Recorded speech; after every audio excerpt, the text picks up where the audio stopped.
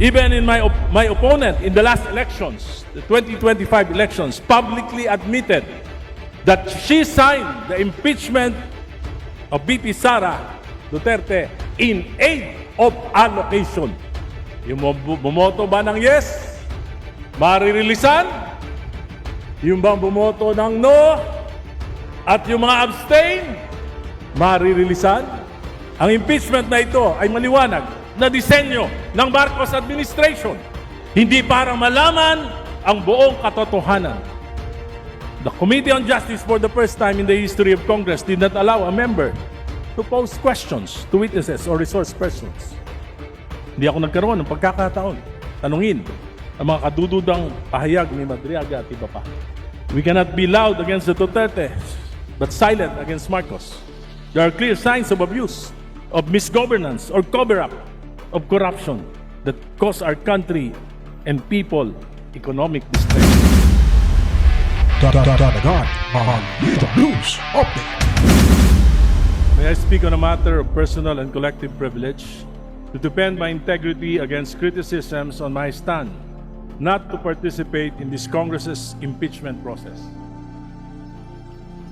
The gentleman from Caloocan has 10 minutes. Thank you, Mr. Speaker, my dear colleagues. With due respect to the members of the Justice Committee, I cannot in conscience agree that this Congress has the moral ascendancy to claim that the impeachment process is genuinely in pursuit of our constitutional mandate to uphold accountability. Why? Number one, the process beginning the 19th Congress is already tainted. Ito po ay pagpapatuloy lamang ng proseso na naganap ng 19th Congress. It is marked by hundreds of billions in infrastructure allocations and massive ayuda programs to cooperating legislators in the 19th Congress. The allegations of maleta and paper bags of cash during the impeachment process in the 19th Congress, hindi pa po ito naimbestigahan at hindi pa nare-resolve. One of the prime movers of the impeachment in the 19th Congress is Saldico, who resigned and left the country. Nakapagdududa. Dahil yung mismong nangunguna sa impeachment process ang siyang may hawak ng bilyong-bilyong pondo na nawala, nadala sa mga alokasyon, nadadala sa mga flood control at anomalous projects. Maraming mga pahayag na nakakabahala, ngunit hindi natin ito iniimbestigahan. Kung susuriin lang natin ang mga allocation sa mga distrito ng mga legislators na aktibo sa impeachment process noong nakaraan, marami pa rin mga aktibo ngayon. In particular, in the 2024 and the 2025 national budget, magugulat tayo sa laki nito. Even in my opponent in the last elections, the 2025 elections, publicly admitted that she signed the impeachment of VP Sara Duterte in aid of allocation. Natatakot siya na hindi siya mabibigyan ng pondo kung hindi siya pipirma sa impeachment. These circumstances put serious doubts.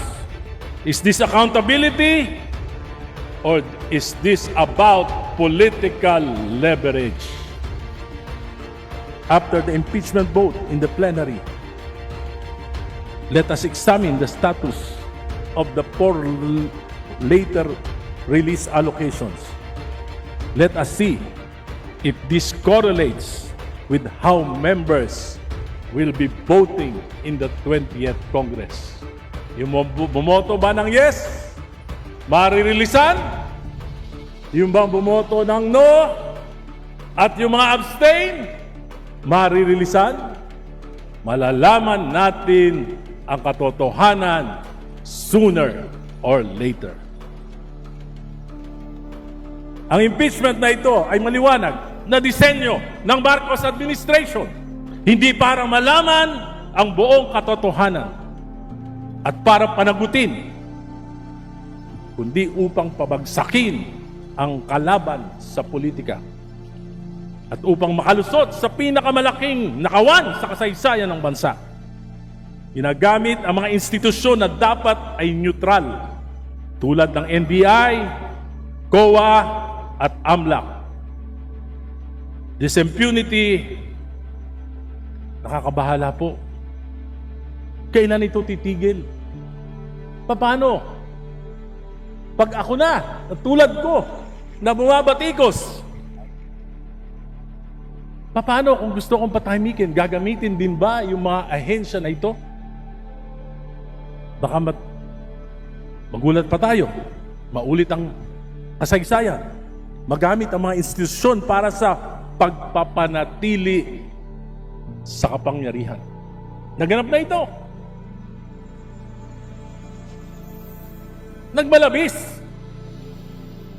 Si Pangulong Duterte, maraming inapi. Katulad ni Congresswoman Laila de Lima. Dahil ako ang kauna-una ang nagsalita laban sa war on drugs, tinanggal ng Duterte administration ang alokasyon sa aking distrito. Ginipit.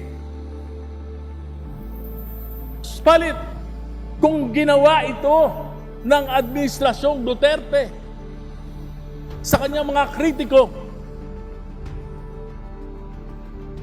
papayagan ba natin na yung mga ahensya na ito sa kasalukuyang administrasyon, gawin ito sa mga kalaban niya rin? This is impunity. At nakakatakot. Baka maulit ang kasaysayan. The Committee on Justice for the first time in the history of Congress did not allow a member to pose questions to witnesses or resource persons. Hindi ako nagkaroon ng pagkakataon tanungin ang mga kadududang pahayag ni Madriaga at iba pa. Dahil hindi ako miyembro. Wala po akong natatandaan sa 5 kongreso na dinaluhan ko. Kahit hindi ako miyembro, nakakapagtanong ako. Ngayon lang, dito sa Justice Committee. Alam ko po, maraming galit kay Pangulong Duterte sapagkat sa amin po sa Caloocan, ang daming collateral damage ng war on drugs. Nanindigan ako dahil sa pagmamalabis na ito. Pero ngayon, hindi ko naman papayagan na dahil si Duterte lang, magmamalabis tayo para apin siya. Kung gagawin natin yon, anong kaibahan natin kay Duterte? Di parang si Duterte din tayo. We cannot be loud against the Duterte, but silent against Marcos. There are clear signs of abuse, of misgovernance, or cover-up of corruption that cause our country and people economic distress. Today, inflation has reached 7.3%. Habang kumakain tayo sa masarap at maraming putahe dyan sa South Lounge, nagdidildil ng asin ang ating mga kababayan. Habang abala ang administrasyon na pagtakpan ang mga kalokohan at supili ng mga kalaban, hirap na ang ating mamamayan. Mr. Speaker, I will not be swayed by allocations, by power or loss of it, by fear or threats.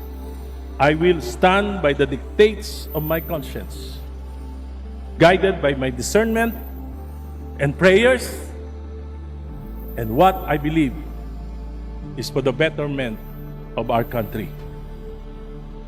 Kasaysayan ng husga kung sino ang umaatras sa laban at kung sino ang nakikipagsabwatan. Ako si Egay Irice ng Caloocan, nanindigan nung EDSA 1, nanindigan nung EDSA 2. Lumaban kay Duterte sa war on drugs.